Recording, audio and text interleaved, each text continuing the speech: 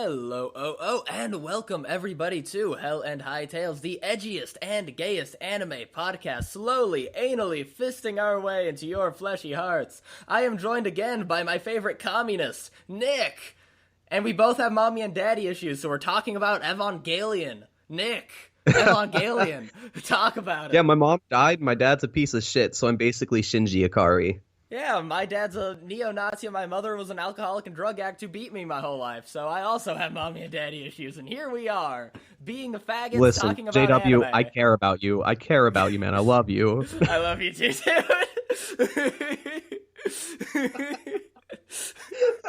Oh, God. I just need a clip of just this intro, god damn it. We peaked already. Anyway, well, but that's it. Episode's over. Yeah, we're fucking done. God damn it. Peaked too early again. But no, you super duper wanted to talk about Evangelion, so you could start by talking about your sweet Evangelion ass shit. Alright, so like, I was actually, for this podcast episode, I've been watching and rewatching Evangelion, you know, the new, like, the HD remasters, the ones on Netflix, the end of Evangelion, the movie. Fucking, that movie was incredible, by the way. I love that movie so much. That jerk scene over Asuka's tits while she's in the hospital. Like, okay. Good job, Shinji. Explaining, because before my fiance and before I introduced her to Evangelion and we watched it together, she was a fucking victim of me going on long, giant rants about Evangelion and explaining the significance of a character jacking off onto their comatose friend and coworker. Trying to explain that and not make this sound like a weird fetish porn is very difficult. Trying to explain anything in Evangelion without it sounding like fetish porn is very difficult. Well, like, when you, the thing about it, right, was it was supposed to show that Shinji was fucked up at that moment, right? Like, it was a moment of weakness for the character. Yes, which, you know, which was described by Shinji, literally saying, "I'm so fucked up." Yeah. In case it wasn't obvious enough for the audience. Right. And then, like, later on, like, towards the end of the movie, when fucking Shinji's like choking out Asuka on in the fucking water after, you know, all the like after the third impact just happened. She's like sitting, after he's done choking her, she's like, "You're disgusting." Ugh. Like, I think I honestly think that was reference to his fucking jerking off over her and shit. Also, other translations of that line translate it into "I feel sick" and translate it into "I'm sickened." So, because the dialogue can be interpreted differently, people have been analyzing that scene for a long time. I mean, even with what she said, like, there in that translation, it could still be interpreted 100 different ways. Yeah. I mean, either way, she thinks him as a person is disgusting, so... But, like, she still loves him. Yeah, she does. But she also would kinda, you know, any person that was in Shinji's position in the show, she would love because she just wants someone to love her back because she hates herself. You know, so She would throw herself at literally anybody in Shinji's position. So she fucking hates him, even though she loves him, because any person in that position she would love. So it's like the least actual true love out of any love in the show, including fucking all the shitty examples of romance in the show.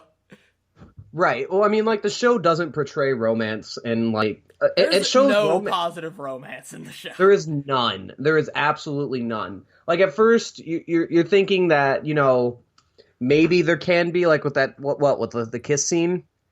But then it just goes right back into fucking, you know... Even then, that wasn't a romantic kiss. That was her literally... That was her... forcing herself. Yes, it was her commanding the fucking person with anxiety issues that will do whatever people tell him to kiss her. So even then, it's like, yeah, the guy who will literally accept orders from anybody kissed you when you told him to. What a romantic moment. Like, right. even that was fucking uncomfortable. Right. The whole series is just uncomfortable to watch to some degree because it really just portrays mental illness in, the way mental illness really is, though, like in the mind of someone who's mentally ill. Like Yeah, it's uncomfortable. It's anxious. We don't know what's happening next. We don't like it, right? But we want to see what happens next. It's a great idea. Like the guy that was writing it was going through some serious oh fucking yeah, issues. Hideaki Anno, I just love his writing, period.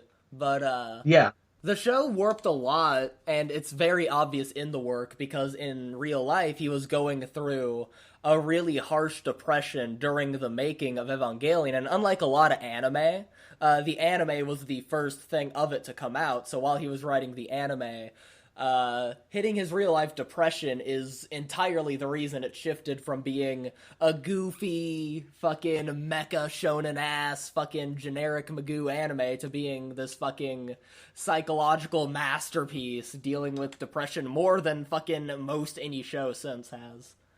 Because it doesn't offer the thing it does that is great, and a lot of things fuck this up, is it doesn't offer solutions, because a lot of things, when they mention mental illness, they're like, yeah, this is the, like, fucking object or the task you need to do to fucking fix yourself.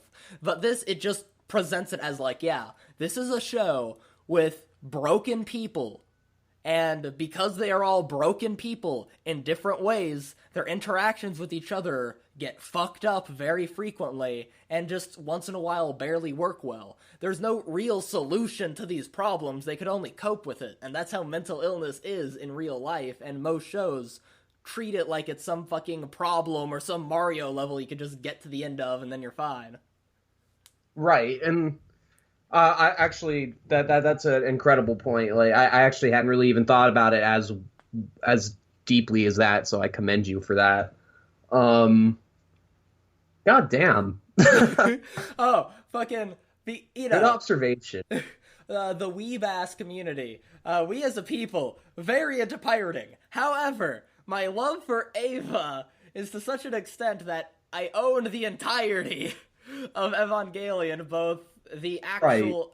I own this, like, fancy-ass rare platinum collector's series of the anime, and then I own all of the films that have been released so far. The only thing I don't own, and this pisses me off, and this is the main reason I am bringing this up, is that the end of Evangelion has only been released on bootleg DVDs. There is no official release of the film. The only way I could get it is buying some bootleg from some jackoff on eBay, and why would I buy some jackoff on eBay's bootleg if I could just go onto some fucking site and watch it and fucking bootleg it myself? Right. I mean, it's on Netflix if you have Netflix. I don't have Netflix, but I also just, like, own it, so I don't have a reason to, like, stream it at this point. Problem with the Netflix adaptation of Evangelion is so Shinji actually has somewhat of a decent love romance kind of going on with one of the angels, right? Well, Kawaru. With Adam. Yeah, Kawaru. Yeah, Kawaru. Yeah, and but they don't portray it like that. A lot of people they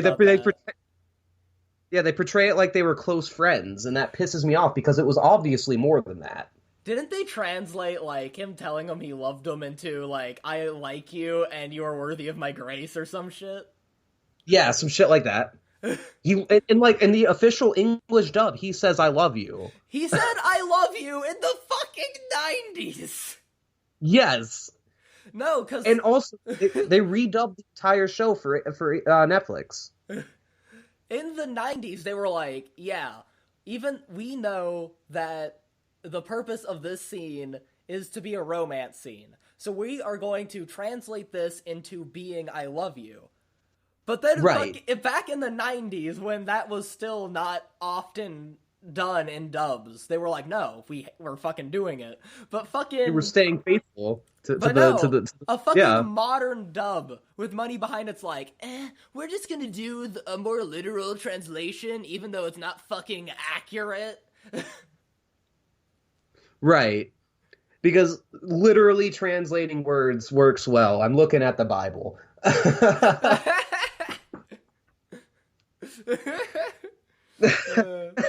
Technically not off topic, religion's very relevant to Evangelion. It is. It really is. But it's not like the religion in the sense of, real world religion. Yeah, it's done in, like...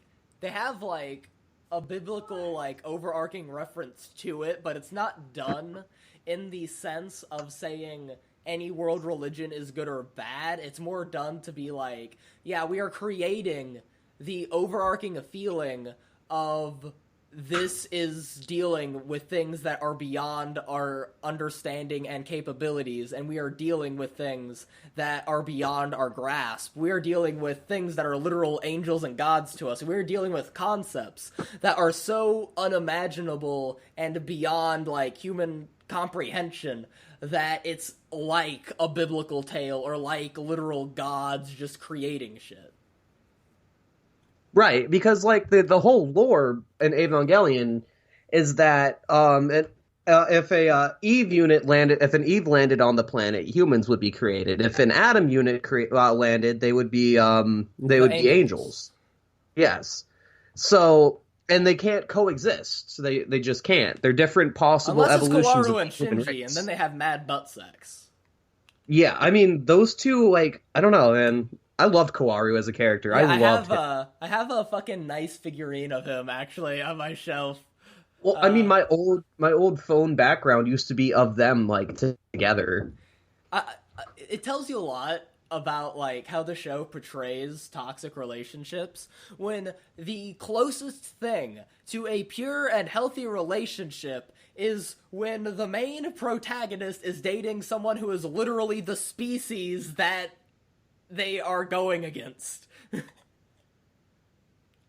Literally somebody that is, like, destined to portray them with how the fucking plot is set up is the closest thing to a pure, wholesome relationship in the show. Well, okay, I guess, Misato and, I forget his fucking name. The fucking hot dude that Misato is with. That relationship, I guess, was also, like, not too terrible. Nick, you there? Yeah. Nick! Yeah. Hi. Evangelion. Hell of an anime, am I right? God damn it, you didn't even fucking respond to what I said. I'm sorry. You fucker. I fucking paused this shit so I could give you a chance to fucking respond after we fix our shit, and then you're just like, fake laughing fucking Evangelion anime, fucking righteous, fucking good comment, bro, him. Yeah, bro. Yeah, man. If I want someone to just say yeah and nothing else to everything I'll say, I'll just make it a fucking Will episode. God damn. Oh my fucking god. Will's gonna see this? Clip that. Clip that. I fucking love Will. Clip that directly and, like, just at Will.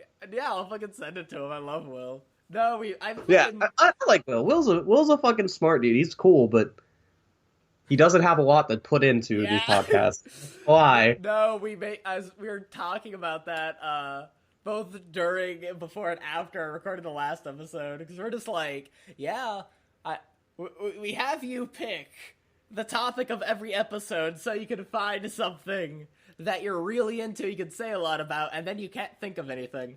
The only one he did a lot on is the, fucking Handshakers review. How about you just get him to talk about gay porn? Maybe that'll be the next episode. After we record Ruby this Saturday, we're just gonna review some fucking gay you guys are talking about Ruby? Yeah, we're talking about Ruby Saturday, because that's one of the few things that Will's watched. I'm gonna tune into that one for sure. Oh, shit. But yeah, Anyway, Evangelion, daddy issues. Have you seen all the Rebuild films? I have not. I've watched the first Rebuild film. Oh, well, boy. It's you and that fucking rustling. Boy. The fucking Rebuild film. Once you get to the Rebuild film, it changes a lot, because the first one was just essentially just redoing the anime and better animation. But then the second film starts to take the plot in a drastically different direction, and then the third film is a complete different fucking 180 from everything. And now the fourth film's just gonna be an entirely different fucking plot at this point.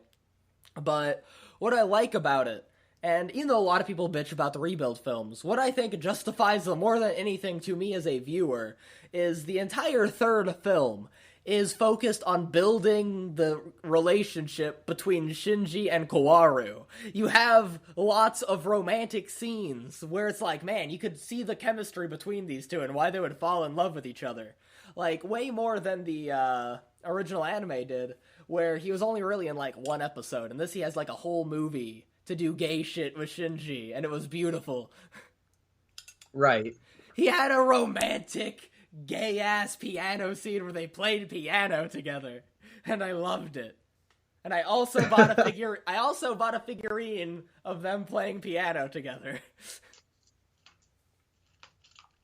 Sorry, I'm getting my cocaine ready for the rest of the video. God damn it!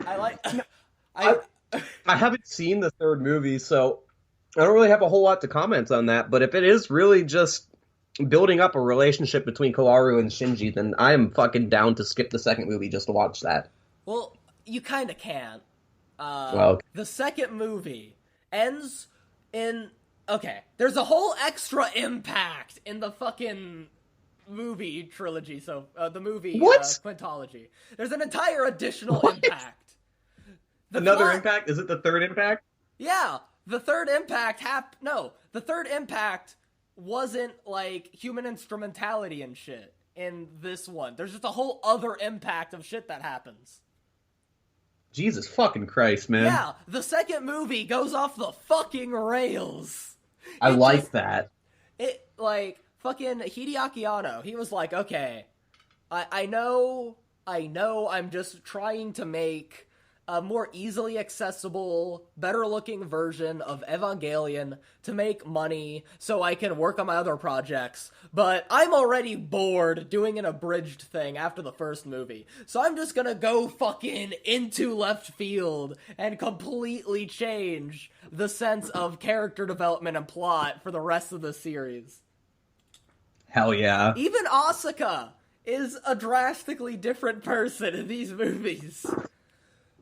I love Asuka though. Like, honestly, she is such an in-depth character. She's like your classic anime tsundere, but like they give reasons for why she's a fucking tsundere. She's a tsundere before the term tsundere became shit. Right. Every anime with tsundere characters has them be generic, shitty, two-dimensional characters, except like Asuka, pretty much. Who's another tsundere, like, fucking Taiga from Toradora and a fucking Asuka are, like, the only good tsundere characters that aren't just generic. I mean, Sakura is kind of a tsundere in Naruto.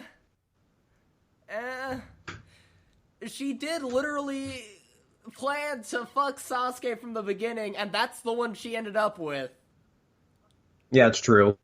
If she would have ended up with Naruto, it would have been different. Yeah, then maybe you could make the case, but also, if your best example of another tsundere that isn't generic is Sakura, like... I mean, okay, she's not super, super generic tsundere, but it's still not... It still shows, like, how little well-developed tsunderes there are in the anime fucking universe. Because I can think of... kind of like... Go on. No, you can go on. God damn it. After you. No, after you. No, after you. But, like, I was just going to, like, reiterate how Asuka and Taiga are, like, the only fucking, like, super well-written ones that perfectly fit that mold, really. But no, on to what you were saying. Yeah, well, Asuka's, like, a character I really appreciate. I mean, her mom kind of really fucked her up.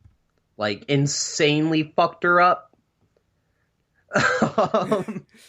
Yes. Like, it, like, that's some PTSD shit, alright? Evangelion. The show's about a bunch of fucking people and their fucking parents are dickbags to them. The end. Right. And then one of them doesn't have any real parents. One of them's a clone of Shinji's mom. Well, okay, yeah, but her fucking fake pseudo-parent who made her also was fucking shitty to her. Well, yeah. Because he made her to be as an object to fucking of his dead wife. He created her to objectify her. Literally. Literal objectification. Hello. Yeah. I really wanted to just make a fucking young teenage version of my wife to ogle. I just really wanted to just make a fucking girl I can lewd, but that's just my wife, but if she was underage. That's what her fucking existence is. And it's more than just one of them. She's not even the only fucking person objectified. She's the part of, like, a long lineage of fucking billions of objectified Rei. She doesn't even get to be the only one. No, and Rei is, like, the key part of the Human Instrumentality Project as well.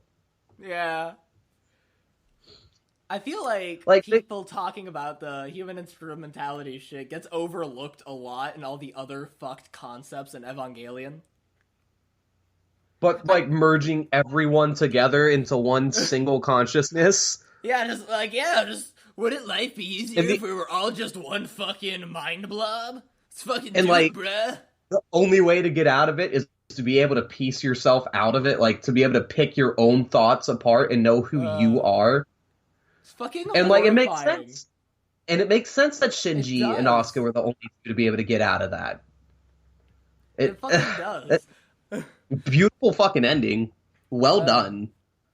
Bravo. A lot of people, I mean, I've gotten, like, because I'm on Twitter, and because Twitter is purely just something that exists to get into petty arguments with people over general miscommunications, I've gotten in arguments with dudes. Hillary Clinton has me blocked on Twitter. What?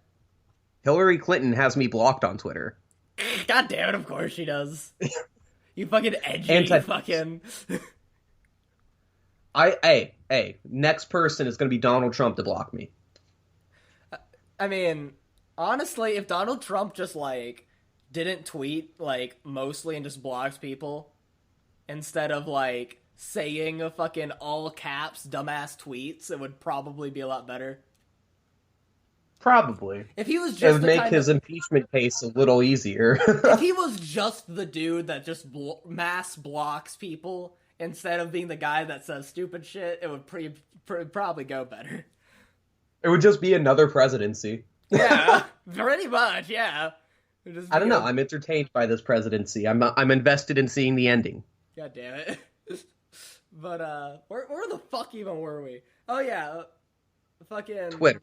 Yeah, I was in an argument with somebody because the end of Evangelion, that was made... Okay, well, sort of. Okay, I gotta tell the whole story. Because obviously Evangelion had a shit ton of budget and time constraint issues towards the end, especially with Anno's depression issues getting worse as the show went on. So he often would rewrite scripts and not have shit done, so then they had little time to animate things, and they didn't have a lot of budget either, so they could only hire so many people to make up for the time constraints. So essentially we got a fucking crazy psychological analysis in the form of a slideshow for the last episodes as the ending. Right.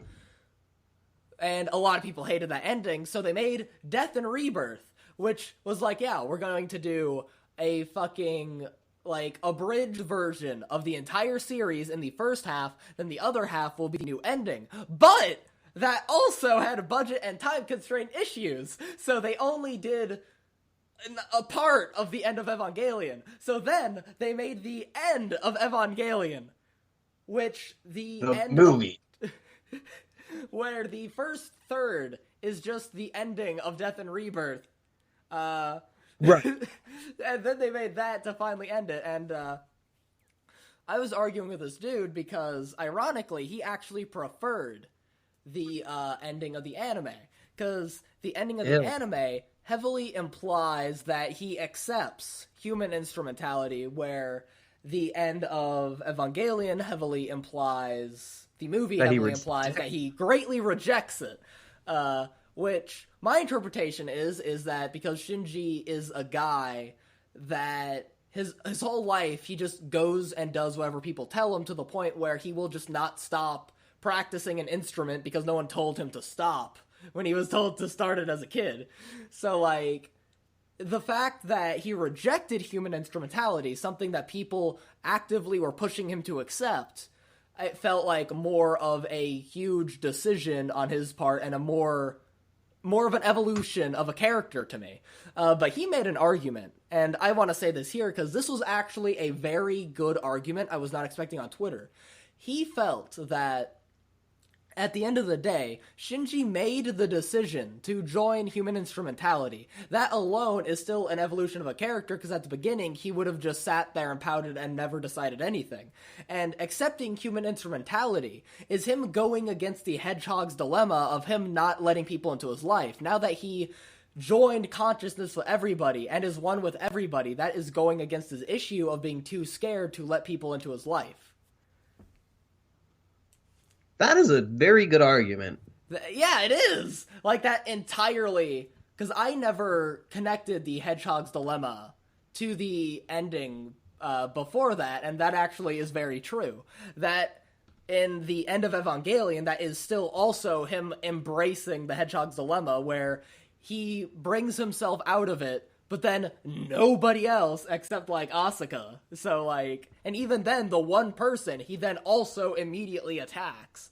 So even then, he hasn't, like, he has gotten better at making decisions, but he still isn't actually over everything.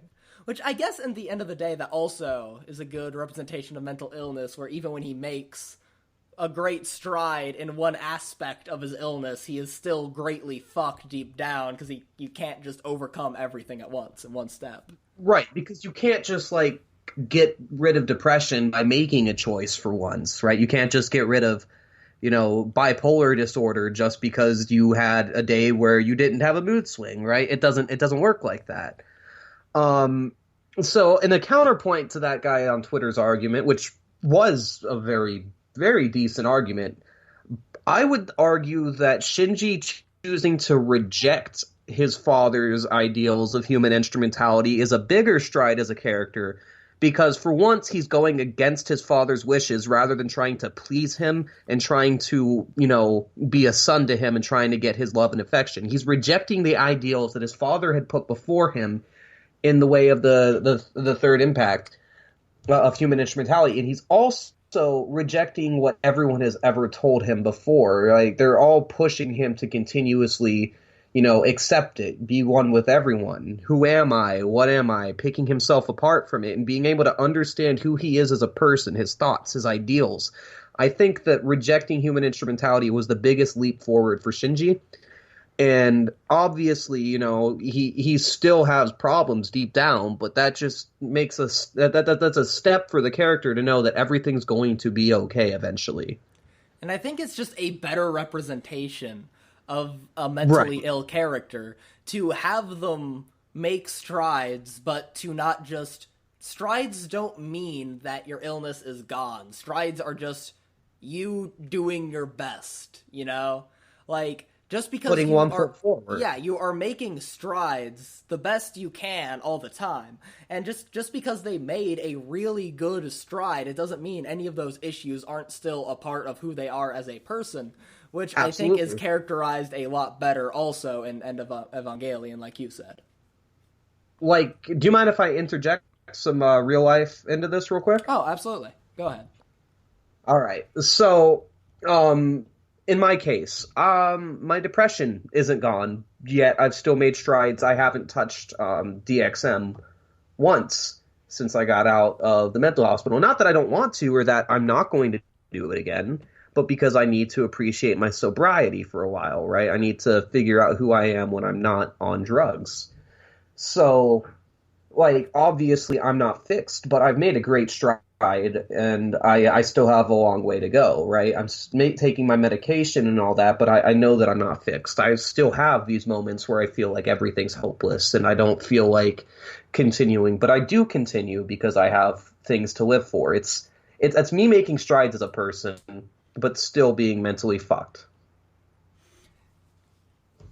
Yeah, and I'm super proud of you for everything you've done, but yeah, it's a very, very, like, painfully accurate representation of mentally ill issues, and I think that's why a lot of people who got into Evangelion, not knowing what Evangelion was, ended up hating it, and hating Shinji as a character, because they either don't understand mental illness, or they just hate seeing aspects of themselves in such a real, painful light in media. Actually, that's what I love about it. Yeah, that's why I love it too, but interestingly enough, I, at first, absolutely hated Asuka when I first watched the show.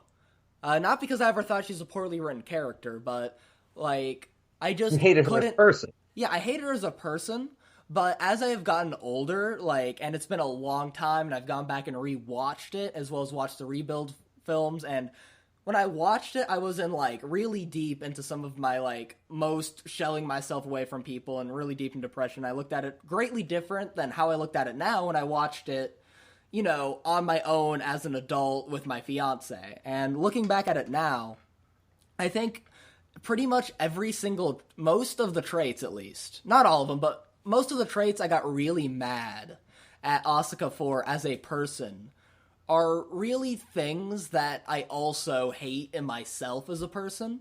And I think watching it at the time, it wasn't so much that, like, oh, I hate this person, I hate this character, they're so annoying. It's more like, I hate this because these are all things in me that I hate. And at the time, I couldn't, like, see that, so I just hated the character. And I think it's beautiful that that happened, because I think, like, that helped me develop more as a person, and also just that shows how well it was made. Because it also just makes me relate to Asuka a lot, because she also hates her fucking self. Because I also am an aggressively... I'm also an aggressively, like, forcefully social person who's obsessed with constantly having people look at them. Whenever I'm alone and don't feel like I'm in contact with another human or have someone paying attention to me, I get incredibly depressed and self-destructive, so to the point where I almost force myself onto other human beings as aggressively as possible, to where they have no choice but to interact with me, because I don't have a ego on my own. My ego is based almost way too heavily on what the collective thought processes are from the people around me, at least, well, my interpretation of them, obviously. So because of that, I force myself to constantly get in situations where, even if it's like, I just had a really shitty one, I can't just let myself recover from that. I'll almost jump into other ones, even though I'm agitated, almost just hoping it accidentally ends up good anyway. And I hated seeing such, like, a petty, attention-seeking character in a show, because they portrayed it as painfully realistic as it felt for me as a person feeling similarly in real life. Right. And that's another thing about anime in general that I love. People have this skewed misconception that anime is, like, for man-children, right? Where it's only about fighting and fucking powering up and shit. Right, and while that may be true in some cases in mainstream media, that's not really the case, especially here in Evangelion.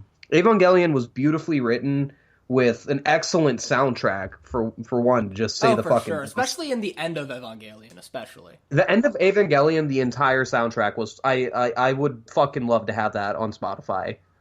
Like, If I can find that somewhere, like if I can fucking download it to my phone, I would listen to that to go to fucking sleep. That shit was so dope. I love the "Fly Me to the Moon" Ray ending. That was fucking excellent. Like were you fucking the cinematography of that and scene? it captures the feeling of the show so well in that song. Like that song, like it, you know, the fact that it has no like the lyrics itself are just like, you know, it's just fucking "Fly Me to the Moon," but the way in which it's sung and produced turns it into an entirely different song that captures the actual mood of the show really well. Oh, and there's another thing I want to touch on real quick. The Ava suits, the Ava pilot, not the Avas themselves.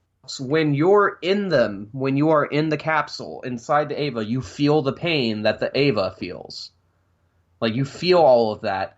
And I think that's another reflection of mental illness to some degree, that while we have the suit on, we're powerful, we're still hurting on the inside, right? From things that happen to us. It's almost as though you're putting on a disguise to be someone else when you're in an Ava. Oh, absolutely. That's actually a thing that I never thought of either. That's a very cool and interesting interpretation of it, actually. Right, because I mean, it feels like that with me sometimes when I'm out and doing things. I will put on like this face in public of who I am, just some goofy, smart-ass individual, you know, who likes to laugh a lot, right? And while that may be me to some degree, that's definitely not that's definitely very surface level. Yeah. And on the inside, it hurts when I deflect things with my humor, et cetera, et cetera. I think that it's just a good interpretation of how we put on masks or suits of who we are just to get through the day when you're mentally ill. I agree, and I think like especially with Ano's history of depression, that you're probably right in getting that from the show. It's kind of interesting because I don't but also I don't think I'm capable of putting on much of a mask when I'm out.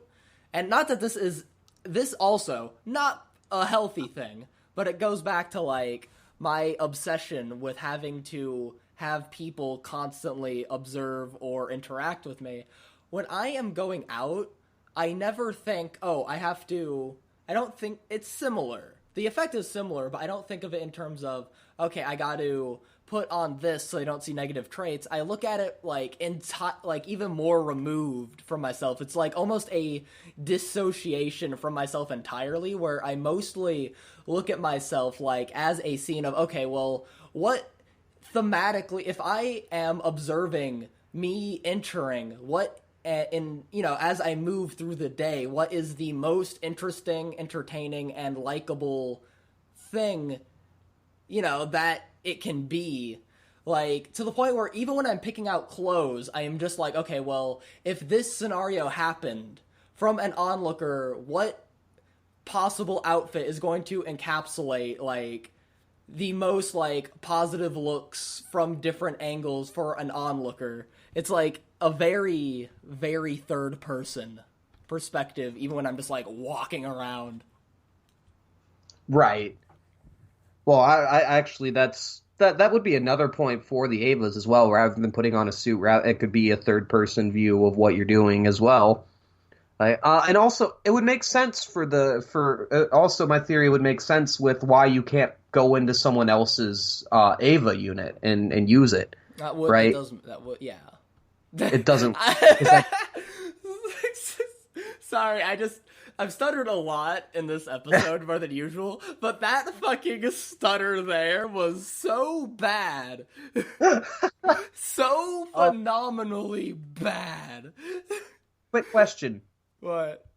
Do you have the time for the podcast at the moment? Yes, we are at the last 6 minutes of it. So if there's any other final points you want to get in or shit you want to plug, now would be prime time for such a activity.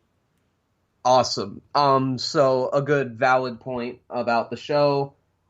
I think that most people can look at, if they have some form of mental illness, they can look at the show and say, that was a fucking roller coaster. You experience all the ups and downs that the characters experience. You feel very heavily invested because the characters are so well developed. It's all like I would say that it's on the level of Full Metal Alchemist with character development because in Full Metal Alchemist, in my opinion. Maybe, yeah, I don't know though because there's a lot more characters in FMA.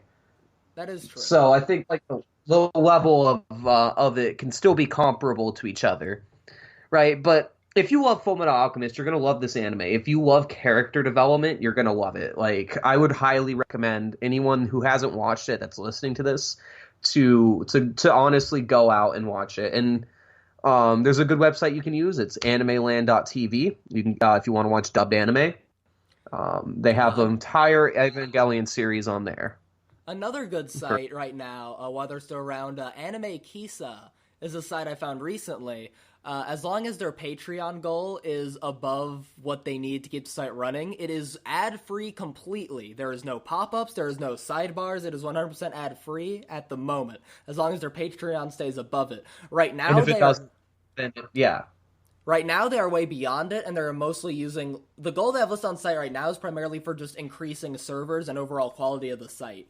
I believe when I first got to the site, it was like over maybe somewhere between 600 to 800 they needed to keep the site fully going, and majority of the time they are well beyond that goal. So that is another good option for watching anime if you are not paying.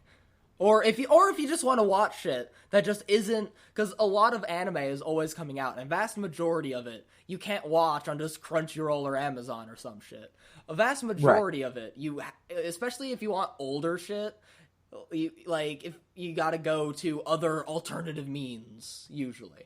We are at the last, 3.5 minutes, so if you want to plug your SoundCloud and all of your shit, you can do so now. All right, yeah, you can go find my music, which is the intro and outro music for this podcast. The song used for the intro is called Project One. The song for the outro is called Summer Nights. It's all, you can find that all on my SoundCloud at soundcloud.com/tiamatisnick. That is TIAMATISNICK. Tiamat is Nick. That's all I need to plug. But yeah, that really about does it for me. If JW wants to plug all his shit real quick. Alrighty, if you want to see the video version of this, unless you're already watching it, you can subscribe to us on Hell and Hightails on YouTube. We put nice, crazy overlays. That's where you get to see the intro and outro featuring Nick's music. I like to do crazy-looking kaleidoscope-ass shit made out of random anime GIFs. We are also available on Spotify, iHeartRadio. You can follow me on Twitter at FlashyJWEvans if you like pro wrestling. It is... majority of the time purely where I go on long diatribes about Lucha Libre. So if you're into that shit, follow me on Twitter. If not, you'd probably hate my Twitter. I hope you enjoyed this episode. I hope you have a delightful day. And tune in for... Love you all. And tune in for our next episode, which will be about Ruby with Will.